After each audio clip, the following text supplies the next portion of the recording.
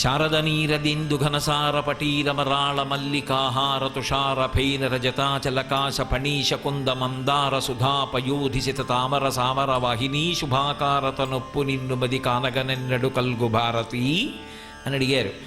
అక్కడ భారతి అన్న శబ్దమే వేశారు. భరతుని చేత తేబడినది, ఆ ఋషి చేత ప్రతిపాదింపబడినది సర్వశుక్లా సరస్వతి అని. ఈ పిల్ల పుట్టినప్పుడు నల్లకలువల కాంతి, కానీ తత్వతః చూసినప్పుడు మేనకాదేవికి ఆవిడలోనే సరస్వతి కనపడతాం. అందుకే కామాక్షి నలుపు, నల్లగా కనపడే కామాక్షి సరస్వతీ కటాక్షం ఇవ్వాలనుకున్నప్పుడు తెల్లగా సాక్షాత్కరిస్తుంది. అందుకే విమలపటి కమలకుటి పుస్తక రుద్రాక్ష శస్త హస్తపుటి కామాక్షి పక్ష్మలాక్షి కలిత విపంచి విభాసి వైరించి మూకశంకర్లు చేశారు మూకపంచశతిలో. కామాక్షి పరదేవతని సరస్వతీ స్వరూపంగా స్తోత్రం చేశారు. ఎంతో గొప్ప శ్లోకం ఆ శ్లోకం. అమ్మవారిని నల్లటి కామాక్షిని తెల్లటి భారతీ స్వరూపంగా చూస్తారు. ఆ తెల్లటి సరస్వతీదేవిగా కనపడింది. కమనీయ మోహన కారభారతి వచ్చే అటువంటి మోహన ప్రదమైనటువంటి రూపం. శివుడు ఎలా ఉంటాడో అన్ని విధాలా అలాగే ఉంటుంది. తెల్లగా శంకరుడు ఉంటాడు, తెల్లగా సరస్వతీదేవి ఉంటుంది.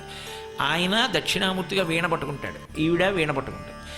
ఆయన జ్ఞానం ఇస్తాడు, ఈవిడ జ్ఞానం ఇస్తుంది. ఆయన కొప్పేసుకుంటాడు, ఈవిడ కుప్పేసుకుంటుంది. ఈవిడ జడ వేసుకోదు, కుప్పేసుకుంటుంది. అందుకే శరజ్యోత్స్నా శుద్ధాం శశియుత జటాజూటమకుటాం కొప్పేసుకుంటుంది. ఆయనకి చంద్రరేఖ, ఈవిడికి చంద్రరేఖ. భారతి అన్ని విధాల శివుడిలా ఉంటుంది. ఈ పిల్ల చేరవలసింది శివుణ్ణి కదూ, అందుకని శివుడి చెల్లెలు సరస్వతి. అందుకే ఇద్దరు తెల్లగా ఉంటారు, ఇద్దరూ జ్ఞానకటాక్షం చేస్తారు. అంటే శివుని చెల్లెలు అని నేను ప్రతిపాదించినప్పుడు తత్వతః అందానర్థం. కాబట్టి కమనీయ మోహనాకార భారతి వచ్చే దయతోడనను గన్న తల్లి వచ్చే. ఆవిడికి మేనకాదేవి తల్లే, మేనకకి పార్వతీదేవి తల్లే. అంటే లోకంలో ఒక విషయం ఉంటుంది చూడండి. మా అమ్మ మా బంగారు తల్లి అని ముద్దులాడతారు చిన్నపిల్లని. అయినప్పుడు అమ్మతో పోల్చుకుంటారు. అందులో ఆడపిల్లలకు ఉండే లక్షణం ఏమిటంటే అమ్మ మీద చాలా ప్రేమ ఉంటుంది. అంత అందుకు తులిచూలు పుట్టింటికి ఎడతారు. ఎందుకు అంటే ఎంత బాధ అయినా సరే ఆ అమ్మని చూసేటప్పటికి మర్చిపోతారు, ఆ అమ్మని స్పృశిస్తే మర్చిపోతారు. అందుకు అమ్మ కోసం వెంపర్లాడతారు, అమ్మ అమ్మ అమ్మ అని. ఎన్నాళ్ళు పుట్టిళ్ళంటే నిజంగా అమ్మ ఉన్నన్నాళ్ళే పుట్టిళ్ళు. ఆ తర్వాత లోకంలో తల్లిని మించిన ప్రేమ కలిగిన వదినలు ఉన్నారు, నేను దాన్ని కాదన్నా. అటువంటి వదిన ఉన్నంతకాలం కూడా పుట్టింది పిల్లలకి. కాబట్టి అమ్మా అమ్మా తల్లి నా తల్లి కదూ అంటుంటారు కదూ. అందుకని మేనకాదేవికి తల్లి, కానీ బాహ్యంలో అసలు నిజానికి మేనకాదేవికి కూడా తల్లి ఎవరు? పార్వతీదేవే. అది సత్యం కూడా. లోకాలకే తల్లి, మేనకకి తల్లి కాదేమిటి?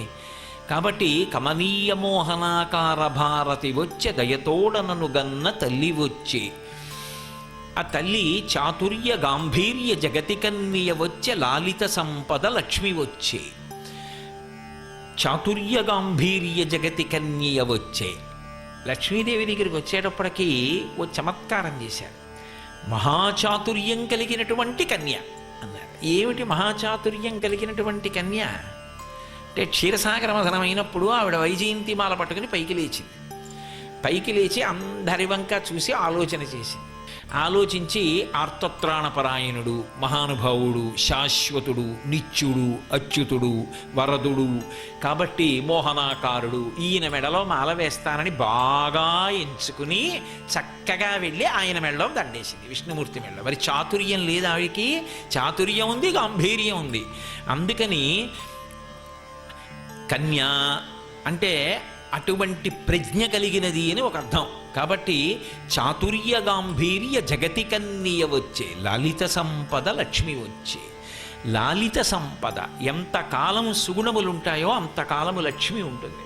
లక్ష్మి అన్న మాటకు అర్థం మీరు కేవలం ఐశ్వర్యము అని అనుకోకండి. లక్ష్మి అంటే లక్ష్మ అని.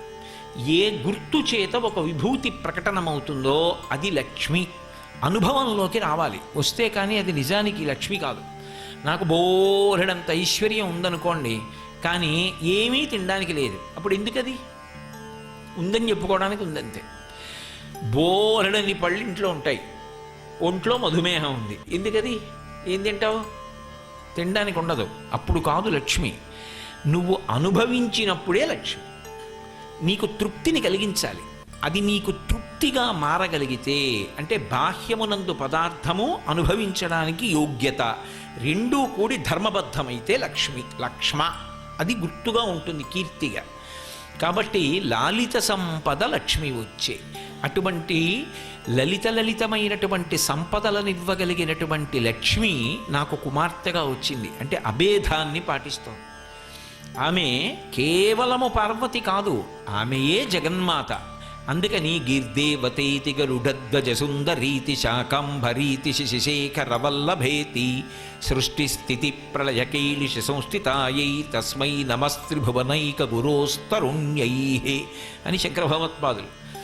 వదనారవింద వక్షో వామాంకతటీ వశం వదీభూత పురుషత్రితయే త్రేధా పురంధ్రిరూపా త్వమేవ కామాక్షి అని మూకశంకరులు ఆర్యాశతకంలో. అమ్మా నువ్వు ఒక్కదానివే ఏం చేస్తూ ఉంటావంటే, ఒకరికి నాలుక మీద ఉంటావు, ఒకరికి వక్షస్థలంలో ఉంటావు, ఒకరికి ఎడమ భాగంలో ఉంటావు. ఉండి వాళ్ళు త్రిమూర్తులుగా ఈ లోకాల్ని చక్కబెట్టగలిగినటువంటి శక్తివి. నమః శివాయ నమః శివాయ హర హర శంకర నమః శివాయ.